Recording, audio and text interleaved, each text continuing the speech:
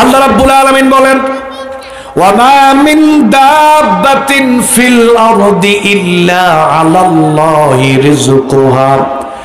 জমিনে এমন কোন বিচরণশীল প্রাণী নাই, হাজার হাজার প্রজাতির প্রাণী রয়েছে। আমাদের সমাজে একটা কথা প্রচলিত আছে, 18,000 মাখলুকাত আল্লাহ বানাইছেন।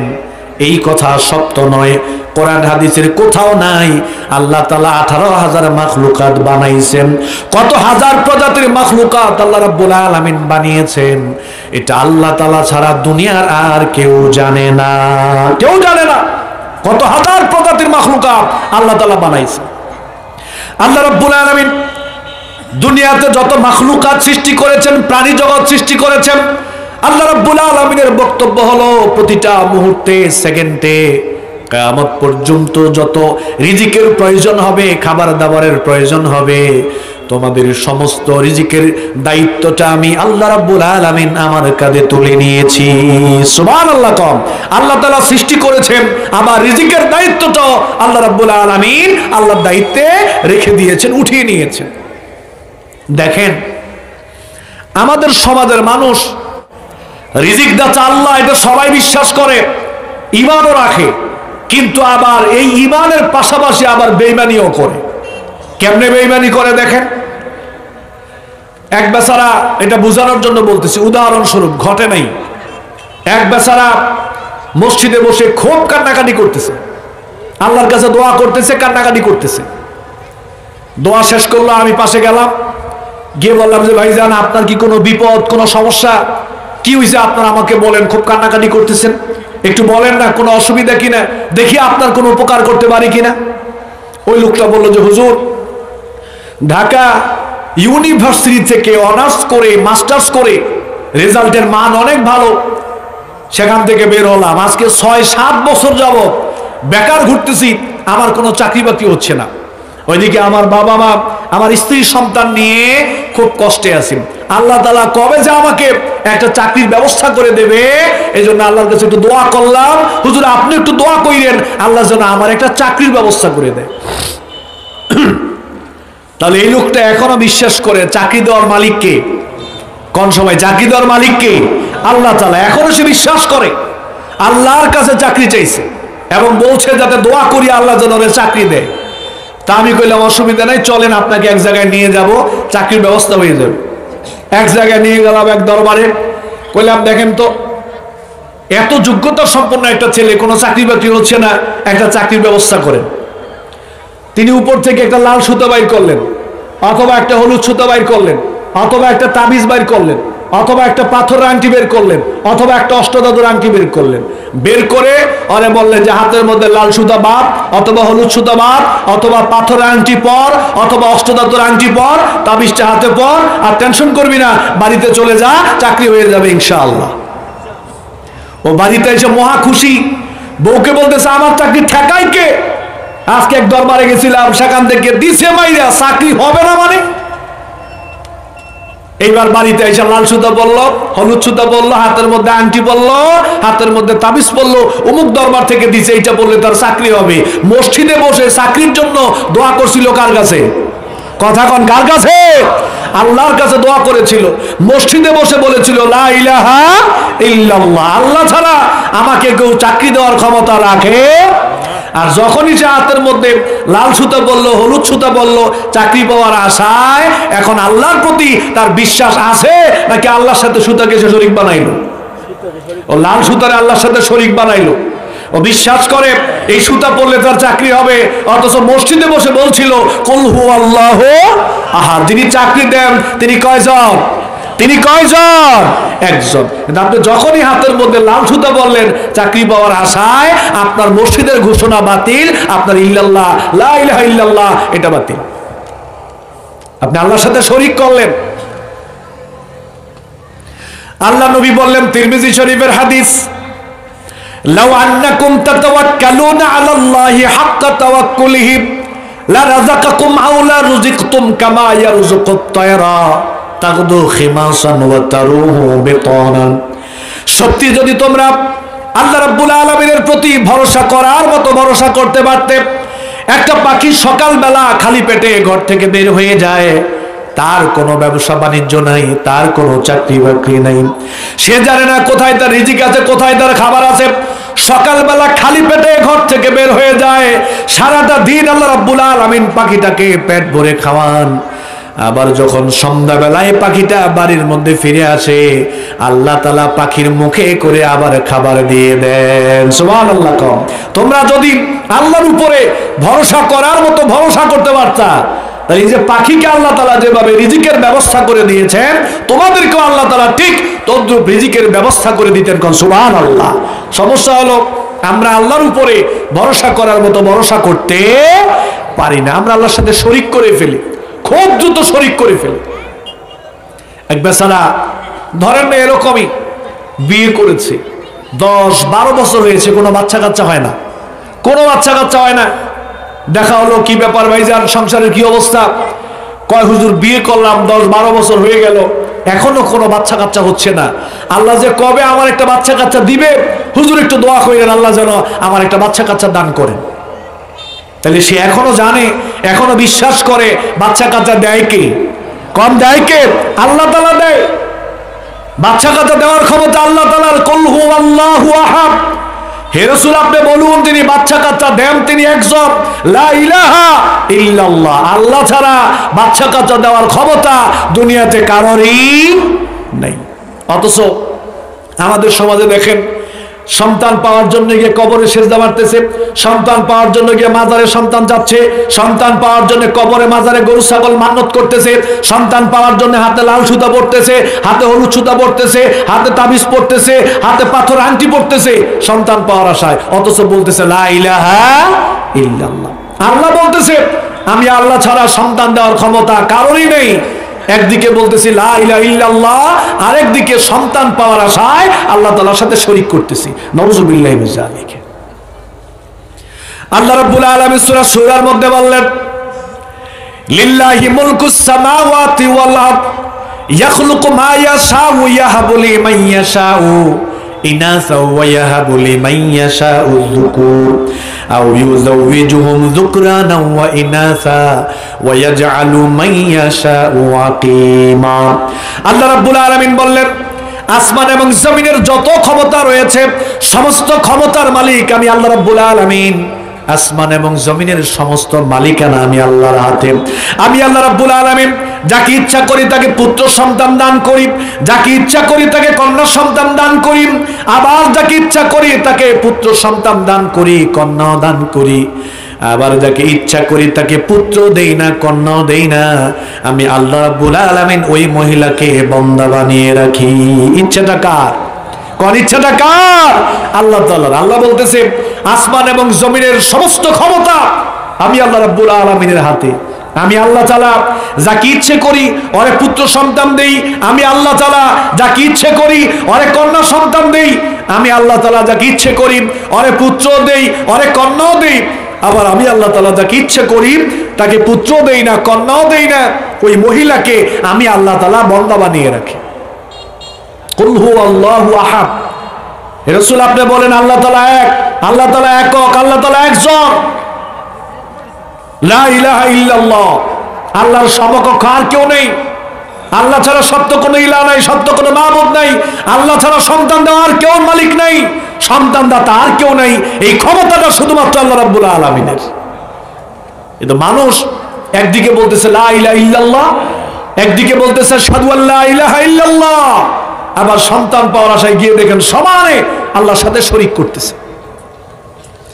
মুসলিম শরীফের মধ্যে আসছে, কাতাবাল্লাহু মাকাদিরাল খালায়েকি ক্বাবলা ইয়াখলুকাস সামাওয়াতি ওয়াল আরদি বি50 আলফ সানা। এই গোটা বিশ্বজগৎ, গোটা পৃথিবী সৃষ্টি করার 50,000 বছর আগে আল্লাহ রাব্বুল আলামিন আমাদের সবার তাকদীরকে, ভাগ্যকে আল্লাহ রাব্বুল আলামিন নির্ধারণ করে দিয়েছেন। আপনি কাকে বিবাহ করবেন এটা আল্লাহ তাআলা নির্ধারণ করে দিয়েছেন। আপনার স্ত্রী কেমন হবে, আপনার স্বামীটা কেমন হবে, আপনার চেহারা কেমন হবে, আপনি লম্বা কতটুকু হবেন, দুনিয়াতে কত বছর বাঁচবেন, আপনি হায়াত কতটুকু পাবেন, আপনার ছেলে কয়টা হবে, আপনার মেয়ে কয়টা হবে, ছেলে মেয়ে কয়জন হবে, নাকি ছেলে মেয়ে আল্লাহ তাআলা দিবেই না, এই সকল কিছু আল্লাহ তাআলা পৃথিবী সৃষ্টি করার 50,000 বছর আগে সকল কিছুকে নির্ধারণ করে দিয়েছেন। এটাকে বলা হয় ভাগ্য, এটাকে বলা হয় তাকদীর। এই জন্য তাকদীরের প্রতি ঈমান রাখতে হবে। যেই সমস্ত মা বোনদের বাচ্চা কাচ্চা হচ্ছে না বিয়ে শাদীর পরেও, আপনাদেরকে উদ্দেশ্য করে বলি, 10-12 বছর হয়েছে, তাতে কি হয়েছে? মনে রাখবেন, বাচ্চা কাচ্চা যদি না হয়, এটা আল্লাহ তাআলার পক্ষ থেকে পরীক্ষা করা হচ্ছে। আপনি ট্রিটমেন্ট করতে পারেন, চিকিৎসা করতে পারেন, অসুবিধা নাই, কিন্তু মনে রাখবেন এটা আল্লাহর ফয়সালা, আল্লাহর পক্ষ থেকে এটা আপনার জন্য পরীক্ষা, আপনার স্বামীর জন্য পরীক্ষা। আমার একজন স্যার আছে, গণিতের স্যার, উনি বিয়ে করার প্রায় 9 বছর পরে আল্লাহ তাআলা ওনার পরিবারে সন্তান দিয়েছেন। আরেকজন ওস্তাদ আছে, প্রায় 14 বছর পরে আল্লাহ তাআলা সন্তান দিয়েছেন। আর ইব্রাহিম আলাইহিস সালামকে আল্লাহ তাআলা 80 বছর বয়সে গিয়ে সন্তান দান করছেন। সুবহানাল্লাহ। কম তাহলে সে আল্লাহ তাআলা এখন আছে না নেই? ধৈর্য হারা হওয়া যাবে না, ধৈর্য হারা হওয়া যাবে না। আল্লাহ পরীক্ষা করতেছে, পরীক্ষায় পাশ করতে হবে। অনেকে আবার কয়, হুজুর অমুক দরবার থেকে লাল সুতো পরলে বাচ্চা হয় তো? তা আমি বলি, ভাই বাচ্চা হয়, হ্যাঁ এই কথা সত্য, বাচ্চা হয়, কিন্তু বাচ্চাটা লাল সুতা দেয় না, বাচ্চাটা আল্লাহই দেয়। আমাদের নরসিংদীর দিকে একটা কথা আছে, কয় খাইলি তো খাইলি, গুলা কইরা খাইলি, খাইলি তো খাইলি, গুলা কইরা খাইলি। আল্লাহ রাব্বুল আলামিন আপনার সব পরিবারে সন্তান দিয়েছে, এই সন্তানটা লাল সুতায় দেয় নাই, আল্লাহ তাআলাই দিয়েছে। মাঝখানে আল্লাহ তাআলার বক্তব্য হলো, সন্তান পাইলি তো পাইলি, ঈমানটা হারাইয়া পরে সন্তান পাইলি। সন্তান আমি আল্লাহই দিছি, মাঝখানে তুই ঈমানটা হারাইলি, ঈমানটা বিক্রি করলি লাল সুতার কাছে, ঈমানটা রেখে আসলি হলুদ সুতার কাছে, ঈমানটা রেখে আসলি কবরে, ঈমানটা রেখে আসলি মৃত ব্যক্তির কাছে, ঈমানটা রেখে আসলি পাথরের আংটির কাছে। সন্তান আমি আল্লাহই দিছি, কিন্তু ঈমানটা হারাইয়া এরপরে সন্তানটা পাইলি আর কি, পরীক্ষায় ফেল। এজন্য সন্তান কার কাছে চাইবেন? আল্লাহর কাছে চাইবেন। লা ইলাহা ইল্লাল্লাহ, আল্লাহ ছাড়া সন্তান দেওয়ার ক্ষমতা দুনিয়াতে আর কারোরই নাই। দেখবেন আমাদের সমাজে এরকম অনেক মানুষ আছে, বিদেশ যেতে পারে না, 5-10 বছর যাবত টাকা দেয় আর খালি মাইর খায়, খালি মাইর খায়। তো সিলেট শহরের পাশে একটা ফ্লাইওভার, ফ্লাইওভারের ডান দিকে একটা লোক বসে বলতেছে, প্রিয় ভাই সব আসেন আমার কাছে আসেন, আমার অষ্টধাতুর আংটি ব্যবহার করেন, যারা বিয়ে করতে পারতেছেন আমার আংটি ব্যবহার করলে বিয়ে করতে পারবেন, যারা ভালো একটা বউ চান আমার আংটিটা ব্যবহার করেন, ভালো একটা বউ পাইবেন, যারা ভালো একটা স্বামী চান আমার আংটিটা পরেন, ভালো একটা স্বামী পাইবেন, যারা মেধা শক্তি ভালো না আমার আংটিটা পরেন, স্মৃতিশক্তি মেধা শক্তি ভালো হয়ে যাবে, যারা পরীক্ষায় ভালো রেজাল্ট করতে চান আমার আংটি ব্যবহার করেন, পরীক্ষায় ভালো রেজাল্ট করতে পারবেন, যারা নির্বাচনের চেয়ারম্যান মেম্বার হতে চান আমার আংটি ব্যবহার করেন, চেয়ারম্যান মেম্বার হয়ে যাবেন, যারা বিদেশ যেতে পারতেছেন না আমার আংটি ব্যবহার করেন আর হুর করে বিদেশ চলে যান। একেবারে আংটি দিয়া বিদেশ পাঠায় রাখছে। এই কথা ওর কানে গেছে, 5-10 বছর যাবত বিদেশ যেতে পারতেছেন, এই কথা ওর কানে গেছে। ও চিন্তা করলো, আরে আংটি পরলে যদি বিদেশ চলে যাওয়া যায় তাহলে আমারই তো আংটিটা দরকার। ও গিয়ে বললো দাও একটা, দিছে এক আংটি, আংটি দেওয়ার পরে বললো দাম কত? কয় 200 টাকা। কয় আংটিটা পরো, নিশ্চিতে ইনশাআল্লাহ বাড়ি চলে যাও, 1 মাসের মধ্যে বিদেশ চলে যাইবা। এইবার বাড়িতে এসে আংটি পরলো, এই আংটি পরলে ও বিদেশ চলে যাবে, এই বিশ্বাস নিয়ে হাতের মধ্যে আংটি পরছে, এই আংটি পরলে সে কোথায় চলে যাবে? বিদেশ চলে যাবে। অথচ বিদেশ নেওয়ার মালিক কে? কথা কন কে? লা ইলাহা ইল্লাল্লাহ। এই ক্ষমতাটা আল্লাহ ছাড়া দুনিয়াতে কারোরই নাই। একদিকে বলতেছে লা ইলাহা ইল্লাল্লাহ, আরেকদিকে বিদেশ যাওয়ার আশায় হাতের মধ্যে আংটি পরলো। বিদেশ কি এই আংটি বলে দেওয়া যাবে? বিদেশ নিয়ে যাওয়ার ক্ষমতা আংটির আছে। সাধারণ আমাদের দেশের মানুষগুলো বুঝে না। দেখবেন ডিসলাইনে চলচ্চিত্রের বিভিন্ন ব্যক্তিরা আছে, এরপরে অনেক আপনার দেখবেন দেশের নামদারি তথাকথিত দাড়ি টুপি নিয়ে টেলিভিশনে অ্যাড দিয়া অষ্টধাতুর পাথরের আংটি ব্যবহার করতেছে আর বলতেছে এই আংটি পরলে এই করা যাবে, এই হবে, এই হবে, হ্যামতেন অনেক কিছু হয়ে যাবে। নাউজুবিল্লাহি মিন যালিক। একটুও বুঝে না। আমাদের বিবেকের মধ্যে ন্যূনতম এতটুকু বুঝো নাই? ওর আংটি পরলে যদি আমি বিদেশ চলে যাইতে পারতাম, তাহলে সে কেন 150-200 টাকা করে হেঁটে হেঁটে আংটি বিক্রি করে? ওর আংটি পরলে যদি মানুষ বিদেশ যাইতে পারতো, তার 14 গোষ্ঠী আজকে বিদেশ থাকার কথা ছিল। ওর আংটি পরলে যদি বিদেশ যাওয়া যাইতো, ও কবে বিদেশ থাকতো? এই যে এখন আমরা এক বাসায় বসে খাওয়া দাওয়া করলাম, আমাদের এক ছোট ভাই তাহমিদ ও নরসিংদী জামিয়া কাসিমে পড়াশোনা করে, বিশাল সুন্দর বাড়ি, কিন্তু কেউ নেই, সবাই বিদেশ থাকে। তো ওই লোকের আংটি ব্যবহার করলে যদি কেউ বিদেশ যাইতে পারতো, ও কবে বিদেশ থাকার কথা ছিল? এই বুঝটুকু আমাদের নাই। ওই যে আমাদের দেশের মধ্যে কিছু লোক আছে দেখবেন, মানুষের তালু দেখে ভাগ্যের কথা বলে দেয়, হাত দেখে রেখা দেখে ভাগ্যের কথা বলে দেয়, অনেক সময় দেখা যায় কপাল দেখে ভাগ্যের কথা বলে দেয়। আমাদের দেশের মধ্যে একটা কথা আছে, অনেকে অনেকের কপাল দেখে বলি, রে তুই তো পুরো চান কপাল নিয়ে জন্মাইছস, আই বেটা একটা ঘষা দেই। চান কপাল, এরপরে ঘষা মারে, ওর থেকে কিছু নিতে চায়। মাথার তালু দেখে ভাগ্যের খবর বলে দেয়, নাউজুবিল্লাহি মিন যালিক।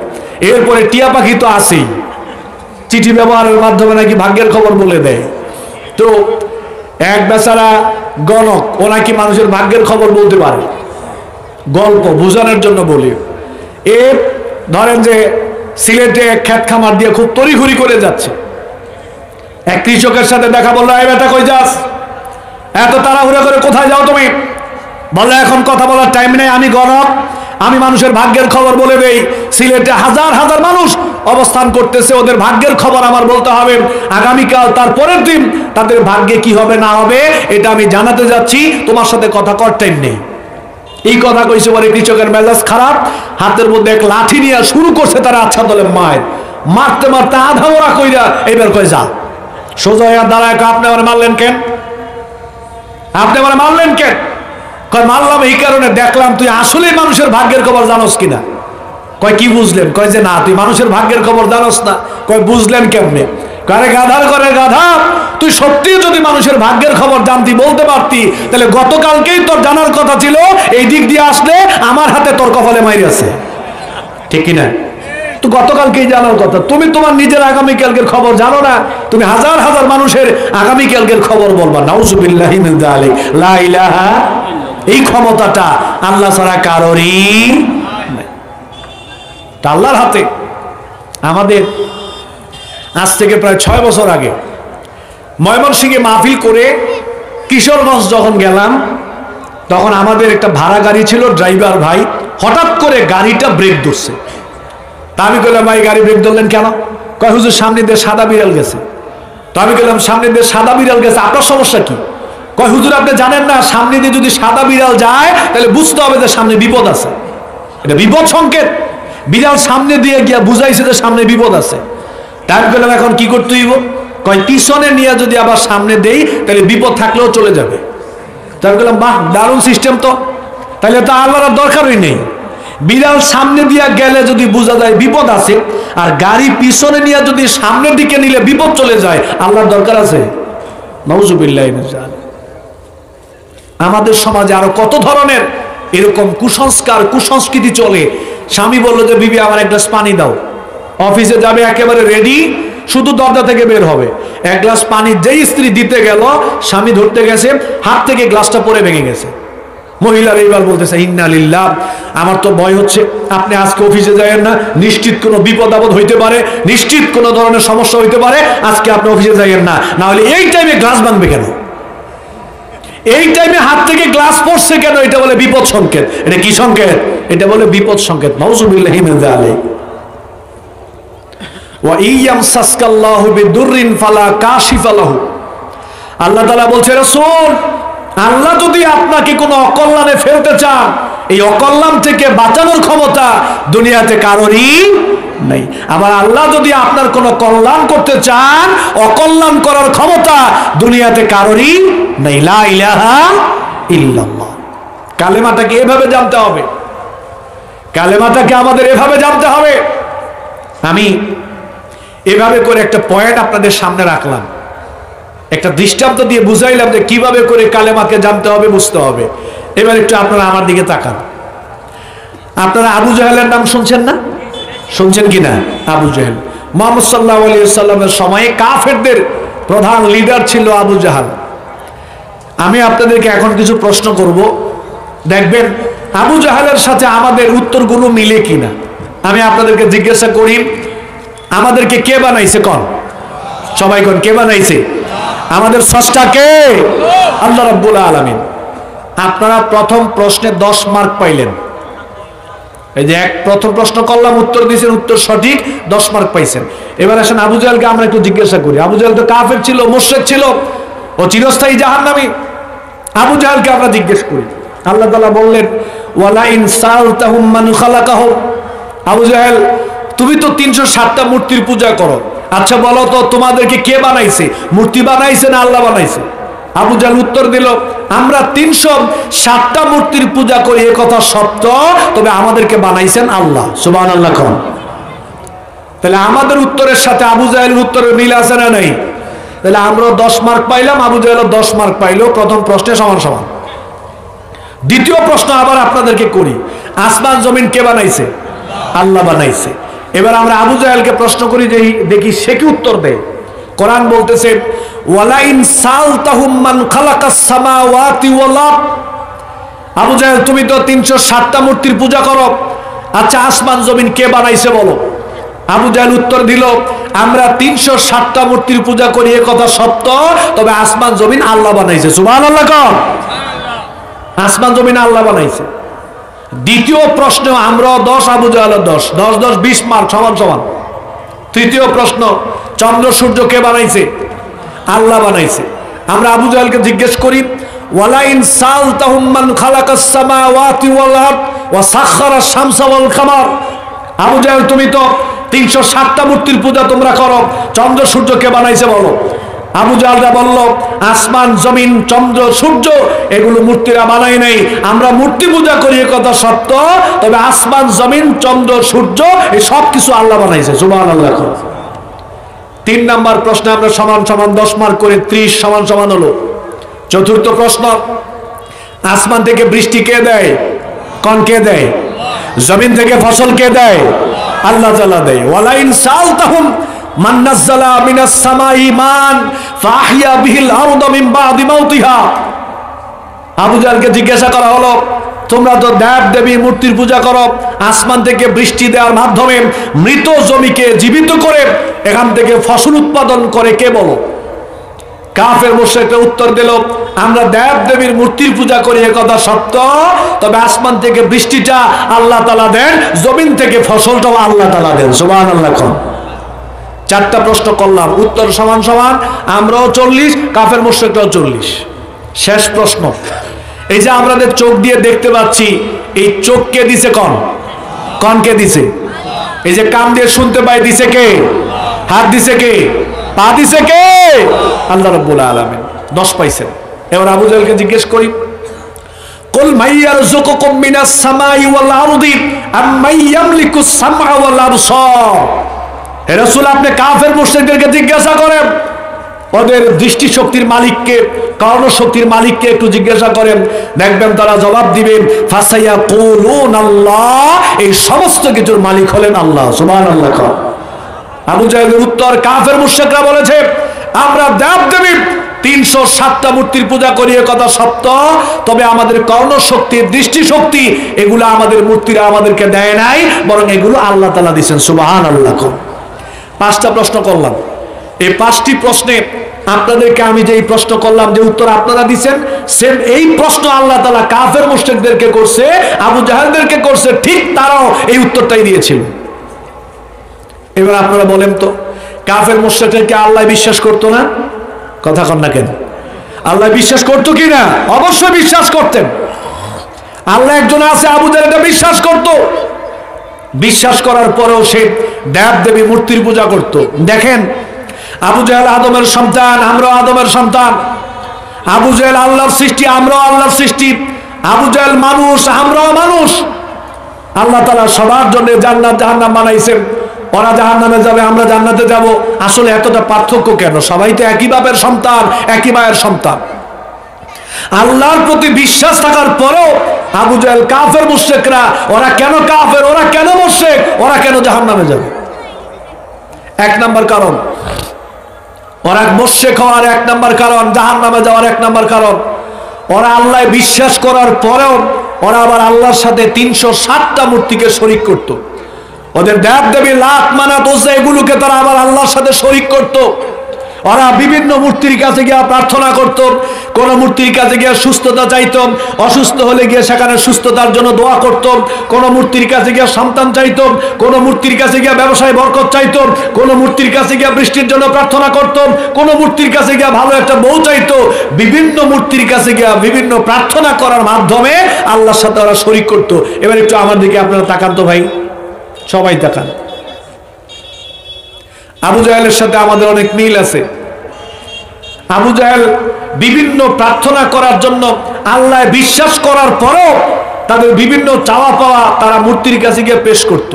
আজকের যুগে এদেশে হাজার হাজার মানুষ আছে যারা আবু জাহেলের মতো আমরা আল্লাহকে বিশ্বাস করার পরেও গিয়া আমরা আমাদের প্রার্থনার জন্য মৃত ব্যক্তির কাছে গিয়ে প্রার্থনা করি, কবরের কাছে গিয়ে প্রার্থনা করি, লাল সুতার কাছে প্রার্থনা করি, বাবার কাছে গিয়ে প্রার্থনা করি, হলুদ সুতার কাছে প্রার্থনা করি, বিভিন্ন দরবারে গিয়ে প্রার্থনা করি। আছে না নাই? কম আছে না নাই?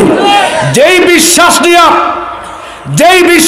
আবু জাহেল দেব দেবী মূর্তির কাছে যাইতো, সেম একই বিশ্বাস নিয়ে আজকে আমরা কবরের কাছে যাই, একই বিশ্বাস নিয়ে আজকে আমরা মূর্তির কাছে যাই, একই বিশ্বাস নিয়ে আজকে আমরা দেব দেবীর কাছে না গেলেও মৃত ব্যক্তির কাছে যাই। তাইলে এই বিশ্বাসের কারণে আবু জাহেল যদি মুশরিক হয়, আমরাও যদি এই বিশ্বাস নিয়ে মৃত ব্যক্তির কাছে গিয়া সন্তান চাই, রিজিকে বরকত চাই, ব্যবসায় বরকত চাই, নির্বাচনে জিততে চাই, আবু জাহেল যদি মুশরিক হয় তা আমরাও কি? আপনারা কোন আমরাও কি? মানুষ মুশরিক হয় কেন? বিশ্বাসের কারণে। বিশ্বাসের কারণে ঈমানদার হয়, আবার বিশ্বাসের কারণে শিরিক করার মাধ্যমে মুশরিক হয়। আমাদের দেশে বহু মানুষ বলতেছে লা ইলাহা ইল্লাল্লাহ, আবার শিরিকও করতেছে। আছে না নাই? কোন আছে না নাই? এই দেশের মধ্যে বহু মানুষ আছে দেখবেন নামাজ রোজা করে না। অনেক মানুষ আছে নামাজ রোজা করে না। যদি জিজ্ঞাসা করা হয় ভাই নামাজ রোজা করেন না কেন? কয় আমগো নামাজ রোজা লাগে না, আমগো দায়িত্ব একজন নিয়ে নিছে। নামাজ রোজা লাগে না, ওদের বাবায় ওদের দায়িত্ব নিয়ে নিছে, জান্নাতের পরকালে পার করে দিবে। নাউজুবিল্লাহ কোন। এরকম লোক আল্লাহর দুনিয়ায় আছে, হাজার হাজার মানুষ আছে। আল্লাহ তাআলা বলছেন ওয়াবুদু রাব্বাকা হাত্তা ইয়াতিয়াকাল ইয়াকিন, মৃত্যু আসার আগ পর্যন্ত আল্লাহ তাআলার ইবাদত করো। সুবহানাল্লাহ কোন। মৃত্যু আসার আগ পর্যন্ত আল্লাহর ইবাদত করো। দেখেন তো পরকালের অবস্থাটা যদি এরকম হয়, এই দুনিয়াতে সন্তানের জন্য বাবা মা সবচেয়ে বেশি কষ্ট করে। বিচারের মাঠের অবস্থাটা কত ভয়ানক হবে ভালো করে বুঝেন।